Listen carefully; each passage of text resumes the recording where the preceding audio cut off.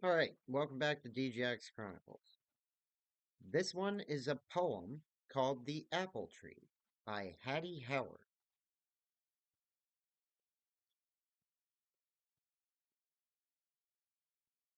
Has ever a tree from the earth upsprung, around whose body have children clung, whose beauteous branches the birds among have pecked the fruit and chirped and sung? Was ever a tree, or shall there be, so hardy, so sturdy, so good to see? So welcome a boon to the family, like the pride of the farmer, the apple tree. How he loves to be digging about its root, or grafting the bud in the tender shoot, the daintiest palate that he may suit with the fairest and finest selected fruit. How he boasts of his sweetings, so big for size, his delicate greenings made for pies, his golden pippins that take the prize, the astrations tempting that tell no lies.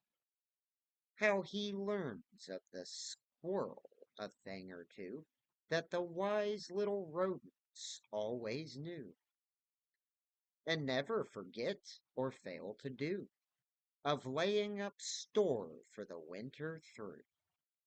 So he hollows a space in the mellow ground, where leaves for lining and straw abound, and well remembers his apple mound when a day of scarcity comes around. By many a token may we suppose that the knowledge apple no longer grows, that broke up Adam and Eve's repose, and set the fashion of fig leaf clothes. The story's simple and terse and crude, but still with a morsel of truth imbued. For of trees and trees by the multitude are some that are evil and some that are good. The more I muse on those stories old, the more philosophy they unfold, of husbands docile and women bold, and Satan's purposes manifold. Ah, many a couple have their fare with that mistaken and mischief air, that the world and all are ready to swear to a mighty, unapple mated pair.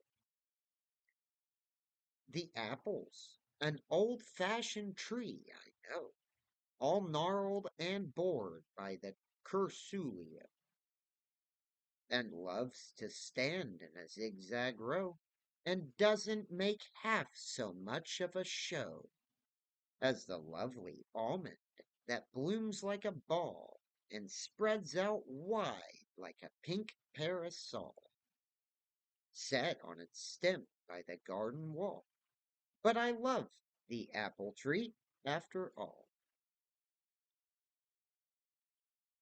A little more cider, sings the bard, and who this juiciness would discard, though holding the apple in high regard, must be like the cider itself, very hard. For the spirit within it, as all must know, is utterly harmless unless we go, like the fool, in his full and overflow, by drinking a couple of barrels or so. What of that apple beyond the seas, fruit of the famed Hesperides? But dust and ashes compared to these that grow on Columbia's apple trees. And I sigh for the apples of years agone, for Rambos streaked like the morning dawn, for russets brown with their jackets on, and aromatic as cinnamon. Oh, the peach and cherry may have their place, and the pear is fine in its stately grace. The plum belongs to a puckery race, and maketh awry the mouth and face. But I long to roam in the orchard free, the dear old orchard that used to be, and gather the beauties that dropped for me from the bending boughs of the apple tree. All right, that's the poem, and I hope somebody enjoyed it. I tried my best on it, and I hope I'll have another video for you tomorrow. See you next time.